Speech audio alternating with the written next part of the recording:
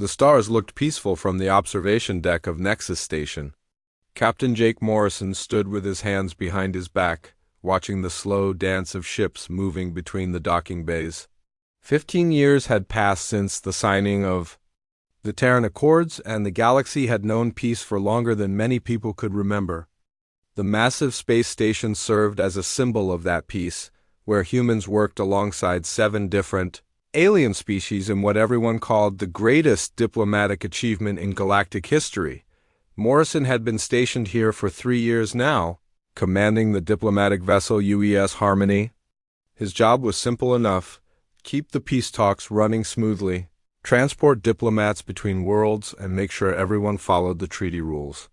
It should have been boring work, but lately something felt wrong.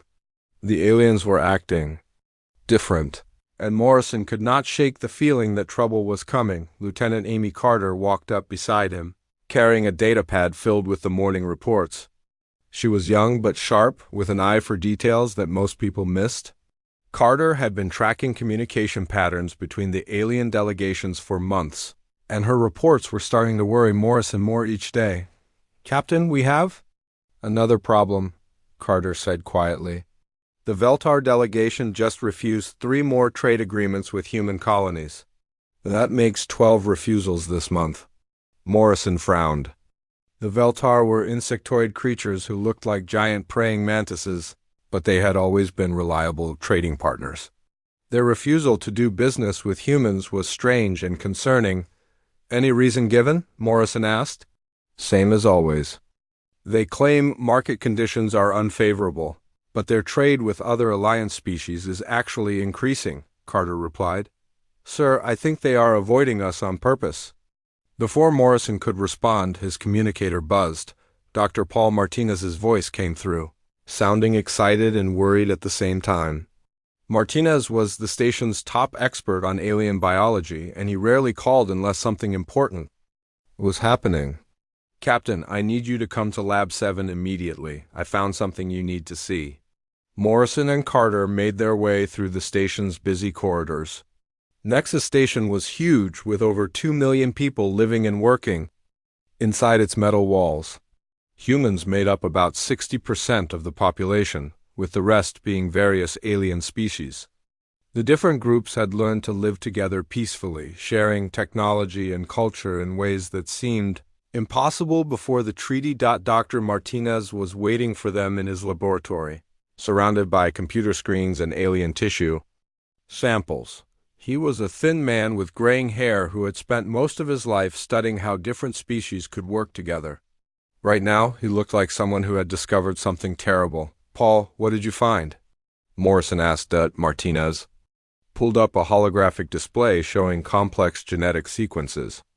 "I have been analyzing some biological samples that the Zephyrian delegation requested for their cultural exchange program. They said they wanted to study human immune systems to help develop better medical treatments for mixed species crews." "That sounds reasonable," Carter said. "It would be, except these are not medical samples," Martinez continued. "They specifically requested samples of human adrenal glands, stress hormone production cells, and neural tissue from the brain regions that control fear and aggression responses." Morrison felt his stomach drop. Why would they want that? "There is more," Martinez said, switching to another display. "I contacted some colleagues on other stations, and they have been getting similar requests from different Alliance species. The Hydros want samples of human muscle tissue under extreme stress conditions. The Veltar requested genetic material related to human pain tolerance. Every single request focuses on human biological responses to combat and survival situations." Carter looked between the two men. "Are they trying to study how we fight?" "That is what I am afraid of," Martinez said. "And there is something else. I found traces of human DNA in some equipment the Veltar delegation brought to the station. Last month, fresh DNA, not old samples. Someone has been collecting human biological material without permission." Morrison's mind started racing. The treaty strictly forbade any species from conducting unauthorized biological research on another species. If the Alliance was secretly studying human combat biology, it could only mean they were preparing for something, His communicator buzzed again. This time, it was Admiral Lisa Brooks calling from Earth. Brooks was in charge of Terran intelligence operations, and she did not call unless the situation was serious. Morrison, I need to speak with you privately. Use a secure channel. Morrison led Carter and Martinez to his office, where he activated the quantum encryption system that would prevent anyone from listening to their conversation. Admiral Brooks appeared on the screen, her face grim and tired. Captain, we have a situation developing, Brooks said without any greeting. 3 days ago, the civilian transport New Denver disappeared while traveling through Veltar space. The ship was carrying 200 passengers, mostly families moving to the outer colonies. Equipment failure? Morrison asked, though he already suspected the answer. That is what the Veltar government claims, but our long-range sensors detected something different. We picked up energy signatures consistent with military-grade disruptor weapons just before the ship's transponder went dark. Carter leaned forward. Admiral, Dr. Martinez just discovered that multiple Alliance species have been secretly collecting human biological samples, focusing on combat and stress responses. Brooks was quiet for a long moment. Dr. Martinez, how long has this been going on? Based on the sample dates, I can trace at least 6 months, possibly longer, Martinez replied. The request started small and innocent-looking, but they have become more specific and more focused on human military capabilities. Captain Morrison, I am sending you classified intelligence reports that we have been gathering for the past year, Brooks said. Several Alliance worlds have been increasing military production and conducting large-scale training exercises. They have also been asking detailed questions about human colony locations, defense capabilities, and population. Numbers, Morrison felt the pieces clicking together in his mind. Admiral, are you telling me the Alliance is preparing for war? I am telling you to be ready for anything, Brooks replied.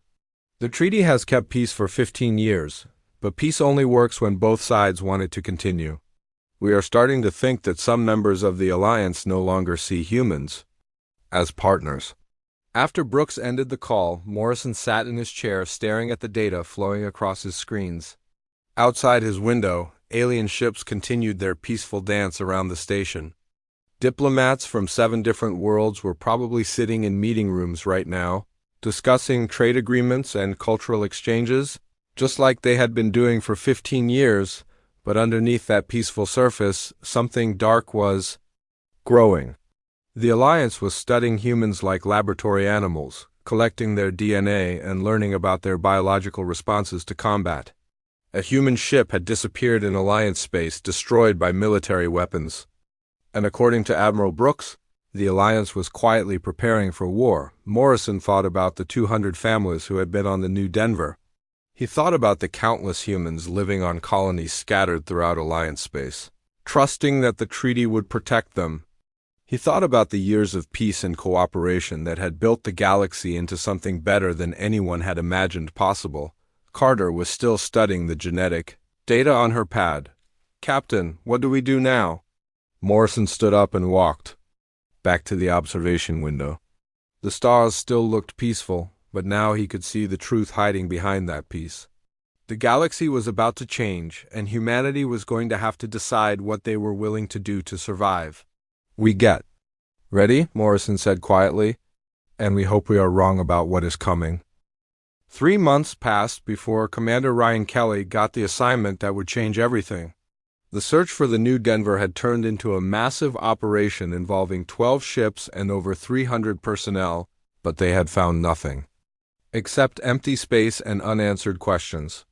Kelly commanded the heavy cruiser U.S. Searcher, and his team had been checking every asteroid field and dead planet in Veltar space for any sign of the missing transport. Kelly was a veteran of the border conflicts that happened before the treaty, back when humanity was still learning that they were not alone in the galaxy. He had seen enough combat to know when something felt wrong, and everything about this mission felt wrong. The Veltar government was being helpful on the surface, providing star charts and search coordinates, but their military ships always seemed to be somewhere else whenever human search teams arrived. Lieutenant Tony Walker was Kelly's tactical officer, a young man who had grown up during the peace years but still maintained the sharp instincts that made him valuable in dangerous situations. Walker had been tracking unusual energy readings for weeks, following faint traces that led deeper into Veltar territory than any human ship was supposed to go. "Commander, I found something," Walker said during their morning briefing. "Long range. Sensors picked up artificial structures on Theta 7, that dead moon in the outer system. The Veltar charts show it as uninhabited, but the energy signatures suggest active facilities." Kelly studied the sensor data on his screen. Theta 7 was a small, airless rock that orbited a gas giant far from any shipping lanes or colonies. According to treaty records, no one had any reason to build anything there. "Could be automated mining equipment," Kelly said, though he did not believe it himself. "Sir, the energy patterns match the same signatures we detected when the New Denver disappeared," Walker replied quietly. Kelly felt his blood run cold. They had been searching for 3 months, following official channels and accepted search patterns, while the real answers might have been hidden on an unmarked moon the whole time. He made a decision that would probably end his career if he was wrong. Set course for Theta 7, silent running protocols. The searcher approached the moon carefully, using asteroid fields for cover and running with minimal power to avoid detection. As they got closer, Kelly could see that Walker had been right. The moon's surface was covered with structures that definitely did not belong on an uninhabited rock. Dr. Helen Ross joined them on the bridge as they moved into orbit. Ross was the ship's medical officer, but she also had experience with forensic analysis and crime scene investigation. Kelly had a feeling they might need those skills before this mission was over. "Commander, I count at least 15 buildings down there, plus what looks like landing pads for ships," Ross said, studying the surface scans. "This is not a mining operation. Any sign of the New Denver?" Kelly asked. Walker checked his instruments. "Negative on the ship itself, but I am detecting human life signs inside the largest building. Multiple contacts, maybe 50 or 60. People." Kelly's hands clenched into fists. If there were humans down there, they were either prisoners or something much worse. He activated the ship's communication system and sent an encrypted message back to Admiral Brooks, then prepared his assault team for immediate deployment. The landing team consisted of 12 Marines in full combat armor, plus Kelly, Ross, and Walker. They approached the facility using a small silent shuttle that could avoid most detection systems. As they got closer to the surface, Kelly could see that the buildings were definitely Veltar construction, with the curved walls and organic shapes that the insectoid species preferred. The largest building had no windows and only one heavily guarded entrance. Kelly's team moved carefully through the thin atmosphere, using hand signals to coordinate their approach.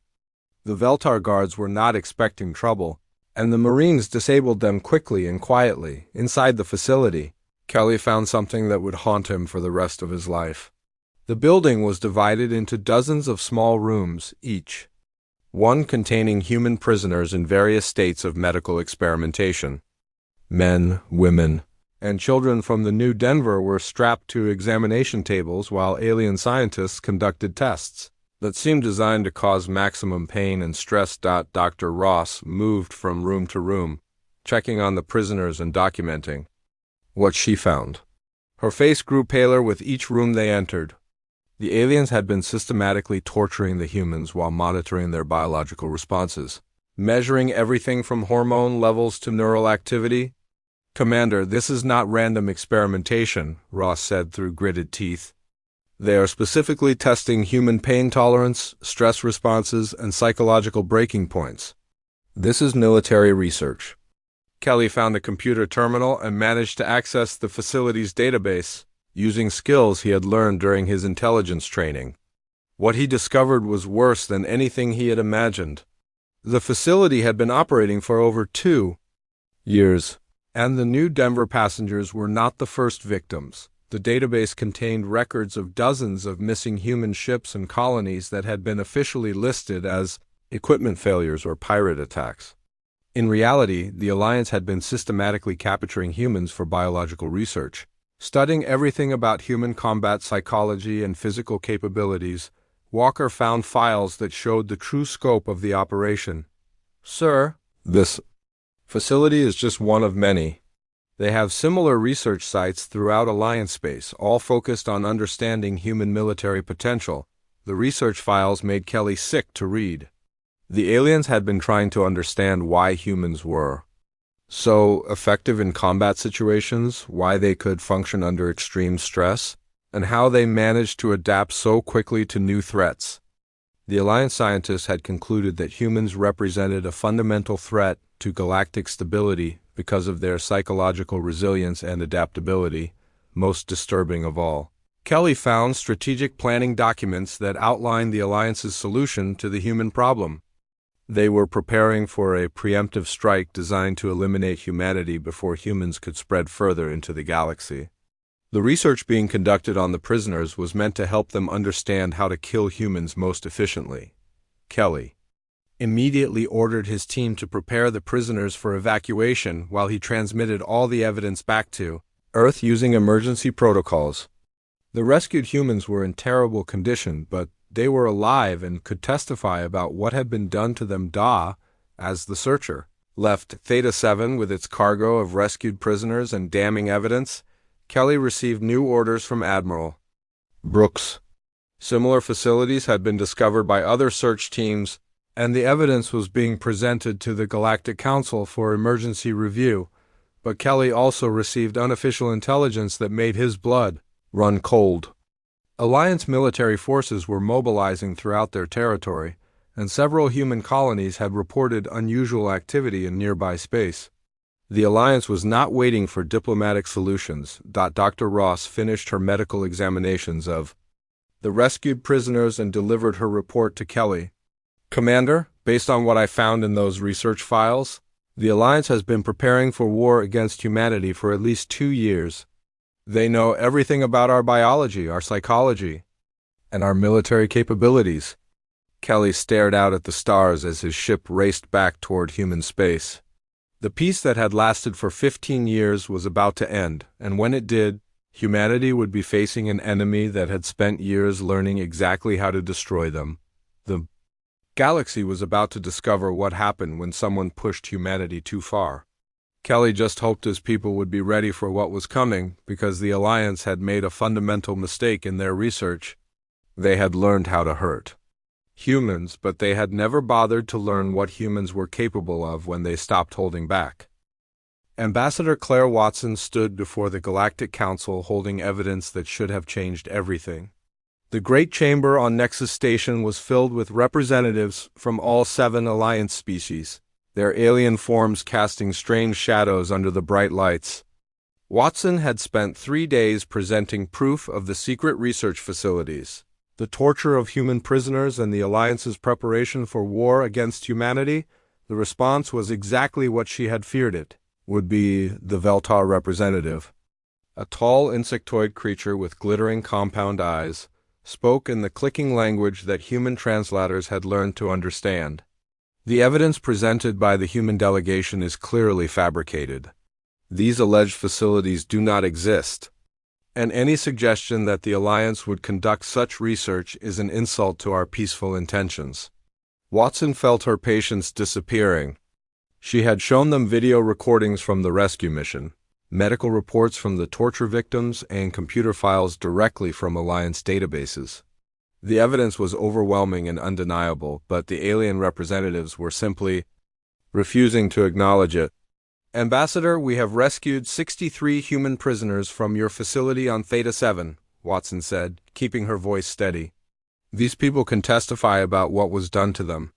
The Zephyrian delegate, a being made of living crystal that spoke through harmonic vibrations, responded with what the translators rendered as dismissive laughter. "Humans have always been known for their creative storytelling. Perhaps these individuals are simply confused about their experiences." Watson realized that the council meeting was pointless. The Alliance had already made their decision, and no amount of evidence would change their minds. She gathered her documents and prepared to leave. But before she could reach the door, Alarms began sounding throughout the station. Captain Morrison's voice came over the emergency communication system. All diplomatic personnel report to secure areas immediately. We have incoming reports of attacks on human colonies. Watson ran to the command center where Morrison was coordinating with Earth and the outer colonies. The main screen showed a tactical display of human space, with red warning indicators appearing faster than anyone could count them. "What is happening?" Watson asked. Morrison's face was grim as he read reports from his communication officers. Simultaneous attacks on New Terra, Haven's Rest, and Prosperity Station. Alliance fleets appeared without warning and began targeting civilian areas. Lieutenant Carter was at her station, coordinating with the colonies under attack. New Terra reports heavy casualties in the capital city. Alliance forces used orbital bombardment weapons against residential areas. Current estimate is 15,000 dead. Watson felt sick. The Alliance was not just attacking military targets, they were deliberately killing civilians to send a message to humanity. This was not war, it was genocide. Haven's Rest has gone silent, Carter continued. Last transmission reported Alliance ground forces landing in the main settlement. Prosperity Station is requesting immediate evacuation assistance. Morrison activated Earth's emergency protocols, and within minutes President Catherine Moore appeared on the main screen. Moore was a tough woman who had led humanity through several crises, but Watson had never seen her look this angry. "Captain Morrison, Ambassador Watson, I am implementing Protocol 7 effective immediately," Moore said. "All diplomatic missions are terminated.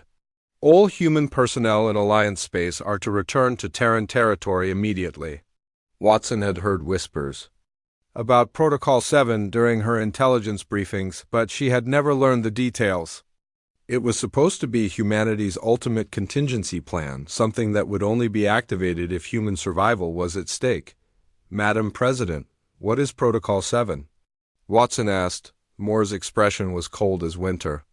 "Ambassador Protocol 7 is what we hoped we would never need to use. For 15 years, we have maintained the fiction that humanity trusts our alien neighbors. In reality, we have been preparing for this exact scenario." The main screen switched to show images that made Watson's breath catch in her throat. Hidden shipyards throughout the Sol system were opening, revealing massive construction facilities that had been working in secret for years. Hundreds of warships were emerging from concealed bases on asteroids, moons, and hidden stations. General Marcus Thompson appeared on another communication channel, speaking from what looked like a military command center that Watson had never seen before. "All Terran Defense Force units are now active. Fleet commanders, proceed to assign target coordinates. Rules of engagement are weapons-free." Watson realized that while she had been conducting diplomacy and trying to maintain peace, humanity's military had been preparing for total war. The ships emerging from their hidden bases were unlike anything in the human fleet she knew about. These vessels were larger, more heavily armed, and designed with technology that looked years ahead of what the Alliance possessed. "General Thompson, how long have these ships been under construction?" Morrison asked. "We began Protocol 7 preparations the day after the treaty was signed," Thompson replied. "We hoped for peace, but we prepared for war. Every human colony has hidden defense systems. Every trade route has been monitored and mapped for military purposes. Every piece of alien technology we encountered has been studied and countered." The USS Vengeance was the first of the new warships to fully deploy, and Watson watched in amazement as Captain Eric Stone brought his vessel online. The ship was massive, bristling with weapons that incorporated both human engineering and captured alien technology. Stone had been selected for command because of his experience fighting the Alliance during the pre-treaty conflicts. "Captain Stone, you are authorized to proceed to New Terra and engage Alliance forces," Thompson ordered. "Show them what happens when they attack our people." The Vengeance disappeared in a flash of light that was brighter and faster than any faster-than-light drive Watson had ever seen. Somehow, humanity had developed transportation technology that could move ships across the galaxy in minutes instead of days. Watson turned to Morrison. who was coordinating the evacuation of human personnel from Nexus Station. "Captain, how is this possible? How did we build all of this without anyone knowing?" Morrison looked at her with something that might have been pity. "Ambassador, you spent 15 years believing that peace was possible because you wanted to believe it. The rest of us spent those same 15 years making sure humanity would survive when peace failed." Reports began coming in from the attacked colonies. The Vengeance had arrived at New Terra and was engaging the Alliance fleet. Captain Stone's tactical reports showed that the human warship was not just fighting the aliens, it was completely overwhelming them. Alliance ships that had seemed invincible hours earlier were being destroyed faster than their crews could react. Lieutenant Colonel Kate Adams was leading the ground assault to retake New Terra, and her reports were even more shocking. Human Marines equipped with new armor and weapons were pushing back Alliance forces that outnumbered them 3-1. The aliens had studied human biology and psychology for years, but they had never seen humans fight with equipment specifically designed to maximize their natural advantages. "Alliance forces are retreating from all 3 colonies," Carter reported. "Their ground commanders are requesting evacuation from their own fleets." Watson realized that everything she had believed about humanity's place in the galaxy was wrong. Humans were not peaceful explorers who needed alien protection and guidance.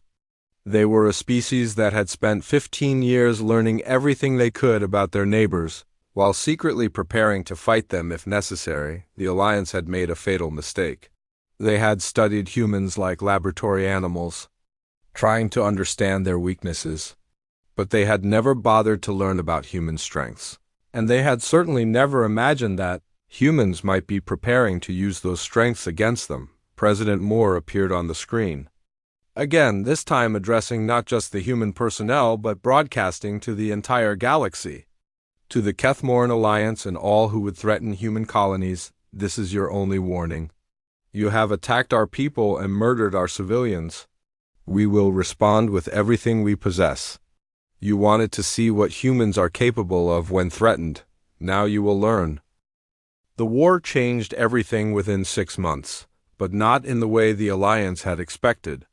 Colonel Tim Rodriguez stood in the ruins of New Terra's capital city, watching his Marines hunt down the last Alliance soldiers who had been hiding in the underground tunnels for weeks.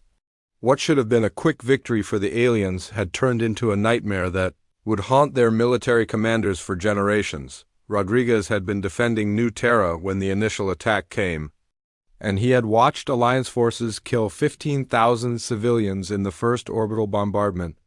The aliens had expected the survivors to surrender or flee, but they had made a fundamental mistake about human psychology. Instead of breaking the human defenders, the massacre had turned them into something the Alliance had never encountered. Before, Sergeant Mike Collins emerged from a tunnel entrance, his armor scratched and blood-stained from 6 months of continuous fighting. Collins had been a peaceful colonist before the war, working as a farmer and raising a family. Now he was one of the most effective guerrilla fighters Rodriguez had ever seen, capable of tracking Alliance soldiers through environments that should have killed any human. "Sir, we found the last group hiding in the water treatment facility," Collins reported.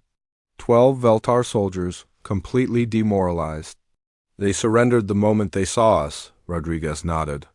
The pattern had repeated itself dozens of times over the past months. Alliance forces would go into hiding, thinking they could wait for rescue or reinforcement. But humans had proven capable of fighting in any environment for as long as necessary, using tactics that drove their enemies to psychological breakdown. Dr. Karen Lewis had been studying the phenomenon from her position as military scientist attached to Rodriguez's unit. Lewis had spent years researching alien psychology, and she was beginning to understand why human tactics were so effective against species that had never faced anything like sustained guerrilla warfare. "Colonel, I finished analyzing the interrogation reports from the captured Veltar soldiers," Lewis said, joining Rodriguez and Collins near the command post. "The results are fascinating and terrifying. What did you find?" Rodriguez asked. Lewis pulled up her data on a portable screen. The Veltar operate using strict hierarchical commands. When their officers are killed or separated, the remaining soldiers become almost paralyzed. They literally do not know how to function without constant direction from above. And humans? Collins asked. Humans become more dangerous when isolated. Lewis continued. Every human soldier can think independently, adapt to new situations, and create new tactics in real time. The aliens studied our biology, but they never understood that our greatest weapon is our ability to think beyond conventional patterns. Rodriguez thought about the past 6 months of fighting. His Marines had indeed become more effective as the campaign continued, learning from each encounter and developing new ways to exploit Alliance weaknesses. Meanwhile, Alliance forces had become increasingly predictable and desperate. The communication system buzzed with an incoming message from Admiral Steve Parker, who was coordinating Earth's home defense. Rodriguez had been expecting this call for days, ever since long-range sensors detected the largest Alliance fleet ever assembled moving toward the Sol system. Colonel Rodriguez, we need a status report on New Terra's defense capabilities. Parker said from his command ship in Earth orbit. The Alliance is bringing everything they have for a final assault on Earth. Admiral, New Terra is secure, Rodriguez replied. We have eliminated all Alliance ground forces and captured their orbital installations. The planet's defense systems are fully operational and upgraded with captured alien technology. Parker looked satisfied but grim. Colonel, what you accomplished. There's being repeated on every world the Alliance attacked. Humans are not just winning these battles, we are completely overwhelming forces that outnumber us significantly. Rodriguez understood what Parker was really saying. The Alliance had studied human biology and psychology for years, trying to find weaknesses they could exploit. Instead, they had revealed to themselves just how dangerous humans could be when they stopped pretending to be peaceful. The main assault on Earth began 3 days later, and Rodriguez watched the battle unfold from New Terra's command center. Captain Ninia Powell commanded the experimental vessel UES Retribution, leading a defense fleet that included ships using technology the Alliance had never seen before. Powell had been chosen for the assignment because of her ability to think in 3 dimensions during space combat, a skill that most alien species struggled with. Her reports from the battle were almost impossible to believe. Alliance fleet has deployed in standard formation, approximately 1,200 vessels, Powell reported. They are using predictable attack patterns based on previous engagements with other species. Admiral Parker's response came through clearly. Captain Powell, you are authorized to demonstrate human space combat doctrine. Show them what they missed in their research. What happened next would be studied by military historians for centuries. Powell's fleet moved through space in ways that confused and terrified the Alliance commanders. Human ships seemed to appear and disappear at will, striking from angles that should have been impossible, using the 3-dimensional nature of space in ways that flat-thinking species could not counter. Chief Engineer Roy Clark had been working on modifications that allowed human ships to interface directly with captured alien systems during combat. His innovations meant that every Alliance weapon or defensive system that humans encountered became a potential tool to use against its former owners. Admiral, we have successfully hacked into the Alliance fleet's communication network, Clark reported from his engineering station. We can hear their tactical discussions in real time. The intercepted communications revealed that Alliance commanders were panicking. They had expected to face the same peaceful exploration ships they had been monitoring for 15 years. Instead, they found themselves fighting vessels that seemed to read their minds and counter every strategy before it could be implemented. The battle for Earth lasted 18 hours. But the outcome was decided within the first 3. Human defense systems that the Alliance had never suspected emerged from hidden locations throughout the Sol system. Weapon platforms disguised as asteroids opened fire. Defense stations that had been cloaked as space debris revealed themselves. The moon itself bristled with weapons that could reach deep space. Captain Powell reported the final tally with something like amazement in her voice. Admiral, Alliance fleet is in full retreat. We destroyed over 800 vessels and captured 200 more. Human casualties are minimal. But the most shocking revelation came from Dr. Lewis, who had been analyzing the captured alien data throughout the battle.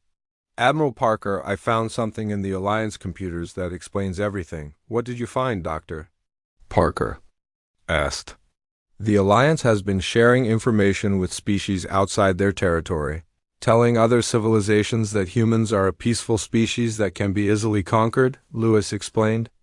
They have been spreading this information throughout the galaxy for years. Rodriguez realized the implications immediately. Doctor, are you saying there are other species planning to attack human colonies based on false information about our capabilities? That is exactly what I am saying, Lewis replied. The Alliance convinced themselves and others that humans are weak because we chose peace for 15 years. They never considered that we might have chosen peace because we were strong enough to enforce it. Admiral Parker was quiet for a long moment before responding. Dr. Lewis, how many species are we talking about? Based on these communications, at least 40 different civilizations have been told that humans are easy targets, Lewis said.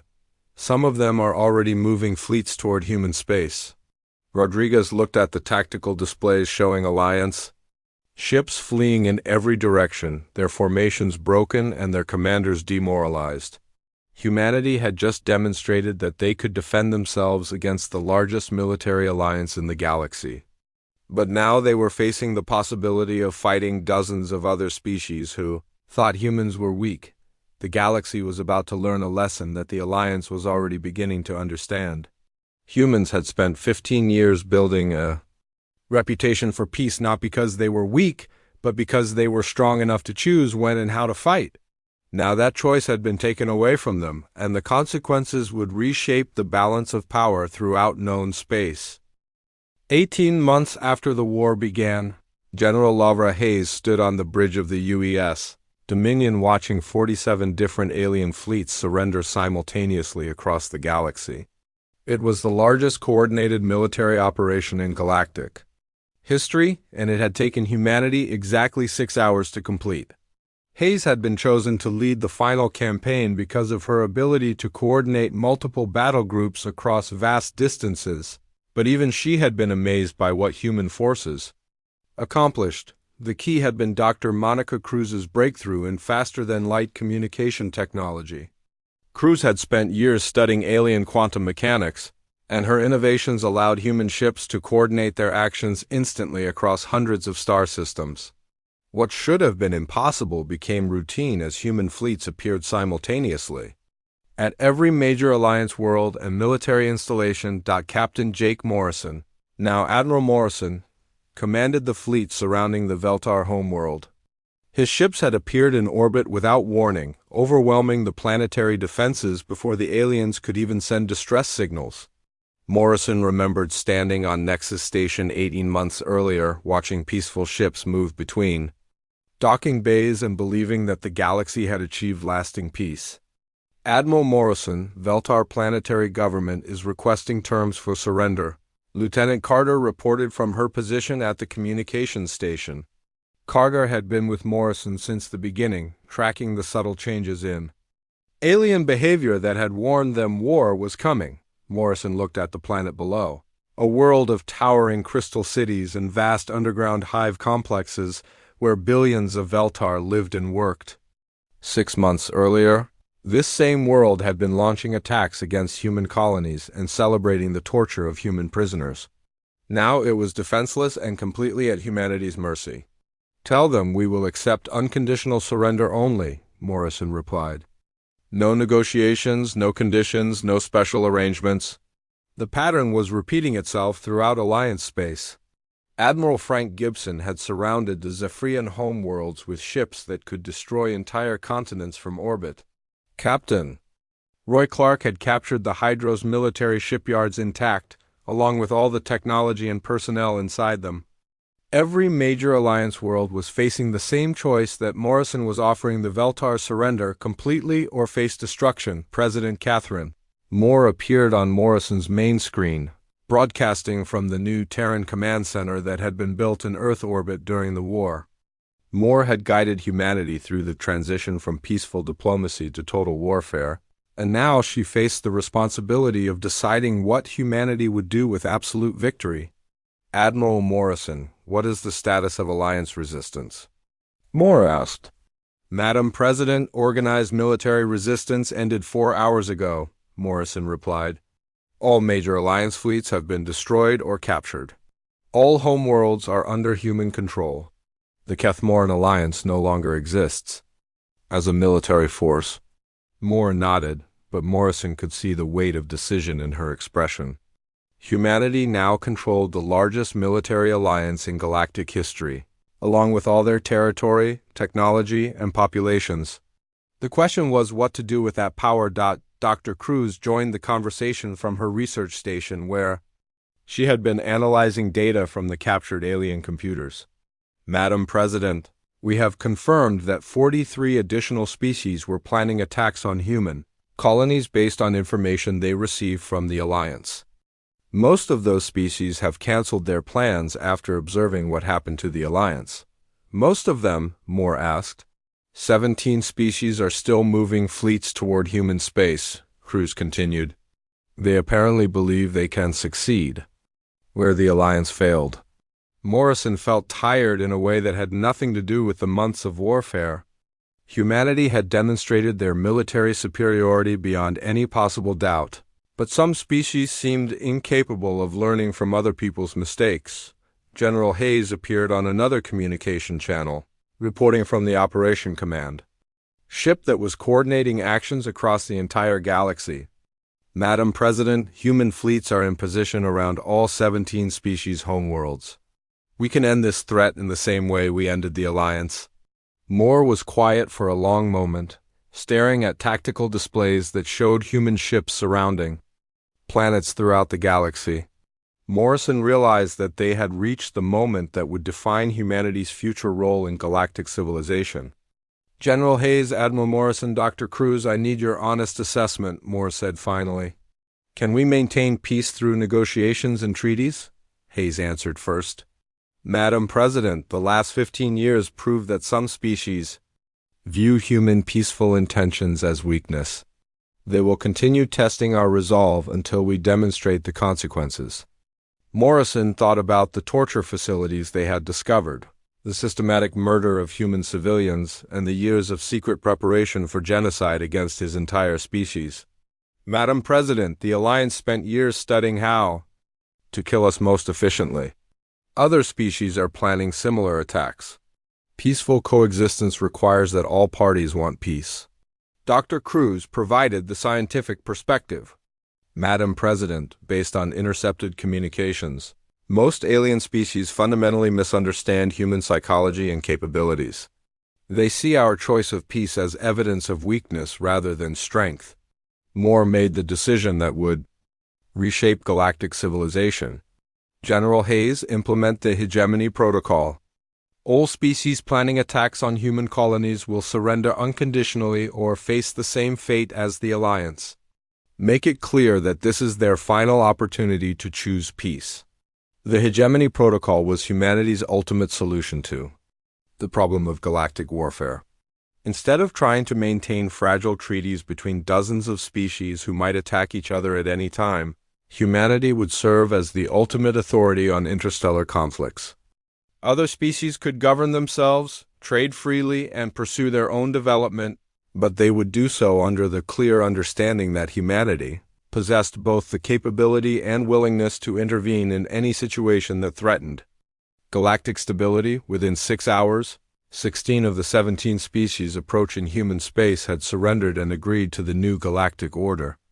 The last species, a group of militaristic reptilians called the Saurian Empire, chose to test human resolve with a direct attack on the colony world of New Harmony. Admiral Gibson's response was swift and absolute. The entire Saurian fleet was destroyed within 20 minutes, and their homeworld was surrounded by human ships that could have ended their civilization with a single command. The Saurian Emperor surrendered personally, begging for mercy and promising eternal loyalty to humanity. 5 years later, Admiral Morrison stood on the observation deck of the new Nexus station, which had been rebuilt as the administrative center of the human hegemony. The station was twice the size of the original, clearly human designed but incorporating the best technology from dozens of different species. Representatives from over 60 civilizations worked there, but they came as junior partners seeking guidance rather than equals negotiating treaties. Ambassador Watson, who had survived the diplomatic failure that started the war, joined Morrison at the observation window.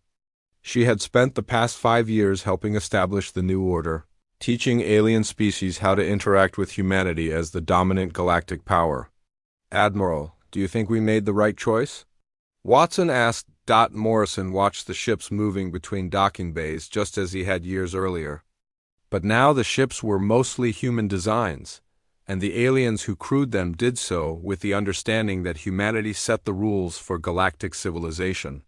Ambassador, the galaxy is at peace, Morrison replied. Not because everyone wants peace, but because everyone understands the consequences of war. The Alliance tried to study human weaknesses and use them against us. Instead, they revealed to the entire galaxy what humans are capable of when we stop holding back.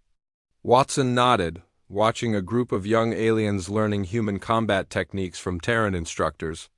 The treaty failed because it was built on the assumption that all species were roughly equal in capabilities.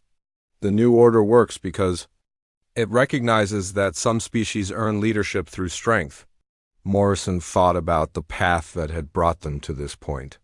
The galaxy had learned that humanity was not a species that could be conquered, controlled, or eliminated. They were adaptable, resilient, and capable of becoming whatever the situation required. When peace was possible, humans had been peaceful. When war became necessary, humans had proven themselves the most effective warriors the galaxy had ever seen. The stars looked peaceful from the observation deck. But Morrison knew that peace would last because humanity had demonstrated their willingness to enforce it. The galaxy had tested human resolve and found it unbreakable. Now they lived under a new order where conflicts were settled by arbitration rather than warfare, where trade flourished under human protection, and where species that chose aggression faced consequences that ensured they would not make that choice again. Humanity had not sought to rule the galaxy.